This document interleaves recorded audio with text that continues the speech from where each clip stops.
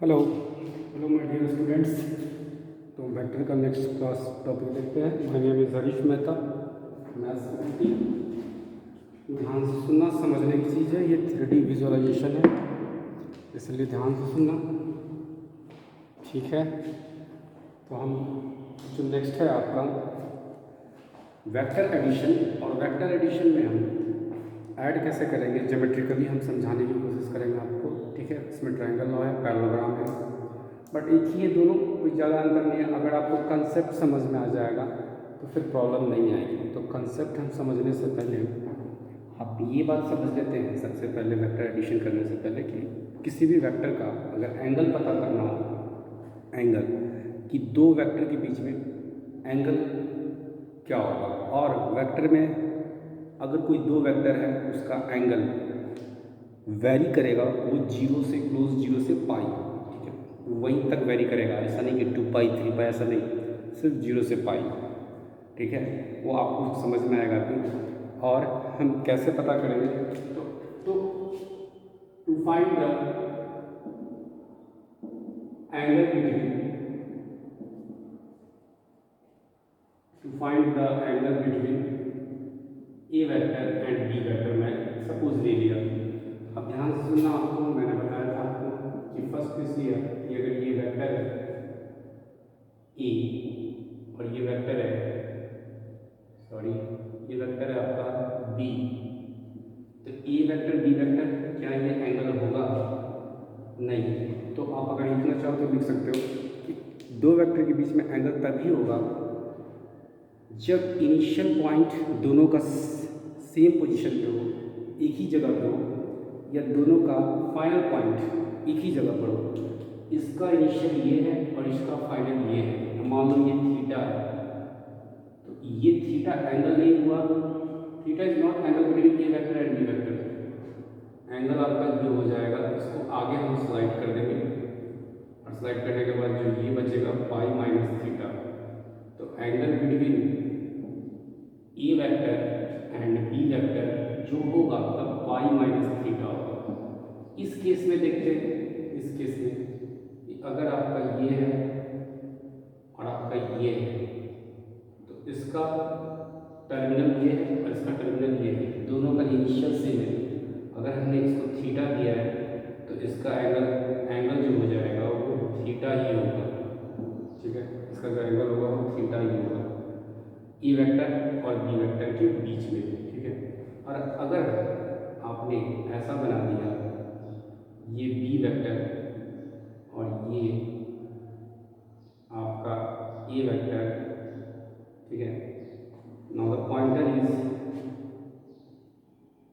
ये ए वेक्टर, तो और इसका एंगल आपने दे दिया 110 दे दिया सपोज, तो यस एंगल बिटवीन इसका हो जाएगा थीटा, क्या हो जाएगा 110, क्योंकि दोनों का फाइनल पॉइंट सेम जगह पर है, इसलिए समझ में आ रहा होगा आपको, ठीक है।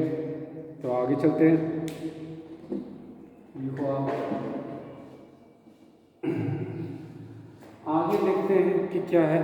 आगे में हम देख लेते हैं कुछ। अब ट्रायंगल एडिशन में आप देखने की कोशिश करो कि अगर 2D में आपने पढ़ा होगा, 2D में, जो 2D में आपका है ये दिया हुआ, ठीक है।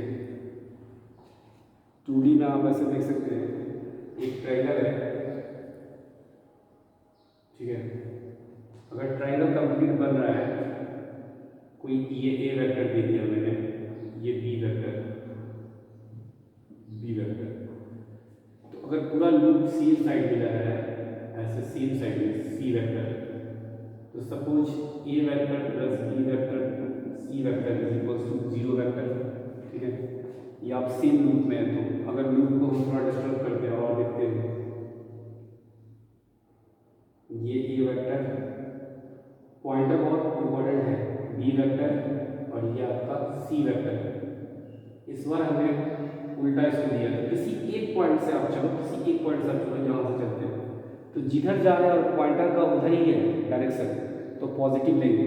तो हमने यहाँ से यहाँ कंप्लीट गया, तो ए वेक्टर पॉजिटिव, क्योंकि इसी डायरेक्शन में यहाँ से यहाँ गया डायरेक्शन में है। अब जब हम जा रहे हैं इधर और पॉइंटर का एरो इधर है, ठीक है, तो ये minus C vector is equals to 0 vector. तो सी वेक्टर कितना हो जाएगा, A vector plus B vector. बस लिखने का तरीका थोड़ा बता रहे हैं आपको, लिखने का तरीका, ठीक है। अब आप देखने की कोशिश करो कि हम, ये तो आपको समझ में आ गया। अगर आप थोड़ा सा समझाने की कोशिश कर रहे हैं, पैरेललोग्राम में देख लो आप कंसेप्ट, आपको पैरेललोग्राम की बच्चे कंफ्यूज रहते हैं। ये ए वेक्टर अगर मैंने इस डायरेक्शन में दिया और ये आपका बी वेक्टर। अब इसी के साथ हम थोड़ा सा शरारती करेंगे, फिगर को समझने की कोशिश करेंगे कि अगर डायगोनल को हमने फर्स्ट स्टेप मान लो ये ए बी सी डी, और अगर ये बी वेक्टर है पैरेललोग्राम में तो ये बी होगा, और अगर ये ए है तो ये भी ए होगा, ठीक है। अगर हमने ऐसे कर दिया इसको, कुछ भी कर सकते हैं आपके हाथ में, बट समझना डेफिनेटली कि इस तरह का एरो दे दिया, तब तो डेफिनेटली हम ट्रायंगल लॉ लगाएंगे, कंप्लीटली जाएंगे। और पहला पॉइंट क्या होगा आपका, AC वेक्टर निकालने के लिए, AC I am calling that AC not CA, ठीक है। तो AC वेक्टर के लिए आप जैसे चलो इससे चलते हैं, AB vector plus BC vector plus CA vector, हमें चाहिए AC वेक्टर, ठीक है, is equals to 0 vector. Complete हम पहुंच गए वहाँ। अब AB की जगह पर A वेक्टर, BC की जगह पर प्लस B वेक्टर, और CA है तो CA में आपका जो वेक्टर है ये CA ही रहने देते हैं, हमें AC पता करना है, CA को रहने देते हैं, ठीक है, CA वेक्टर को रहने देते हैं। अब आप CA को यहाँ रहने दो, ठीक है, और ये क्या आ जाएगा, minus of A vector plus B vector. अब हमें AC चाहिए, CA है तो क्या कर सकते हैं, निगेटिव ले लेंगे बाहर, A माइनस C होता था, C माइनस C हो जाएगा AC के लिए, और ये निगेटिव आएगा। निगेटिव क्यों आएगा, negative CA, A minus C, यहाँ आना चाहिए क्या, C माइनस C, क्योंकि AC वेक्टर के लिए C माइनस A बोलेंगे, और यहाँ निगेटिव, ठीक है। ये समझ में आ रहा है मैं क्या बोल रहा हूँ, ध्यान से समझो मेरी बात को, ठीक है। ये बहुत इंपॉर्टेंट बात है। तो अगर ये किसी वेक्टर को फाइनल माइनस में लिखते हैं, जैसे ये लिखा मैंने, तो C माइनस A, और इस CA लिखा तो सिंपल है, ये तो आपको पता होगा, ठीक है। तो चलते हैं, फाइनल माइनस C कर दिया और ये नेगेटिव नेगेटिव कैंसिल, तो आपका ये वाला पार्ट हो गया। क्या समझ में आया, समझ में ये बात बोलने की कोशिश किया कि अगर डायगोनल इस तरह से दे दिया मैंने AC वेक्टर तो ये आएगा। अच्छा, अगर डायगोनल का एरो ऐसे होता तो क्या होता, मतलब CA तो ये आता माइनस, मगर अगर डायगोनल का हमने एरो ऐसे दे दिया होता तो देखो आप CA दे दिया होता तो इसका नाम क्या हो जाता, इसका नाम हो जाता CA vector is equals to minus of A vector plus B। इस ये वाला ये देखो आप, अब तो मैंने ये आपको बता दिया, ठीक है। अब आगे बढ़ते हैं। अगर डायग्राम ये वाला बताया तो अगर आपको मैं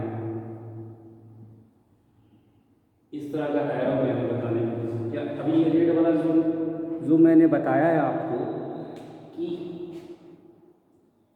ये जो है ये इस तरह से मैंने AC, और ये कितना आया था result, AC vector is equal to आया था A vector plus B vector, मतलब इसका नाम ये भी लिख सकते हैं।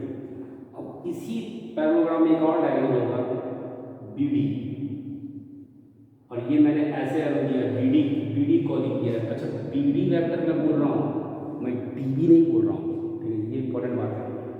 तो अब अगर ये B है तो इस एरो में ये भी फॉलो करेगा B वेक्टर।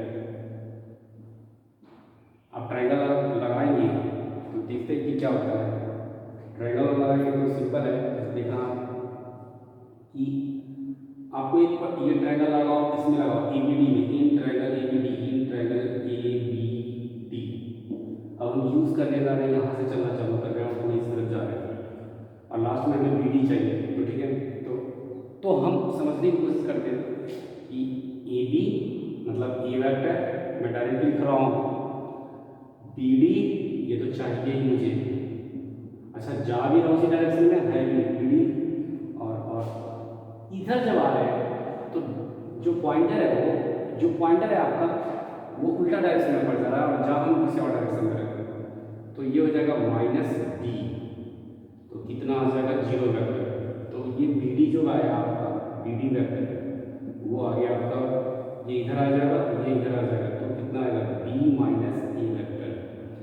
मतलब ये वाला जो था A vector plus B vector कितना AC, और ये वाला जो है आपका क्या है B - A वेक्टर। मतलब एक ही किसी पैरेललोग्राम में एक diagonal A vector plus B vector है तो दूसरा उसका डिफरेंस है। ये समझाने की कोशिश मैं कर रहा था आपको, ठीक है, क्लियर।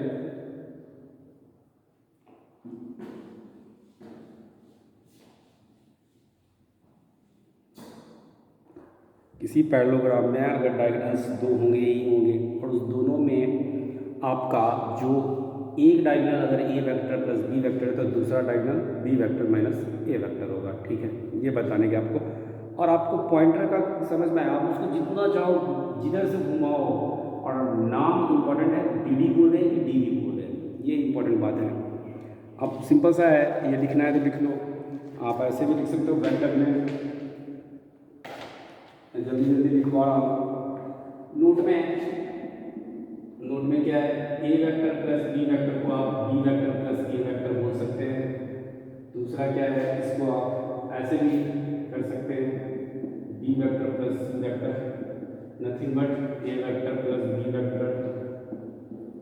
जहाँ डिफरेंस आएगा मैं बताऊंगा आपको, कोई कांस्टेंट की से मल्टीप्लाई कर देते हैं, ठीक है,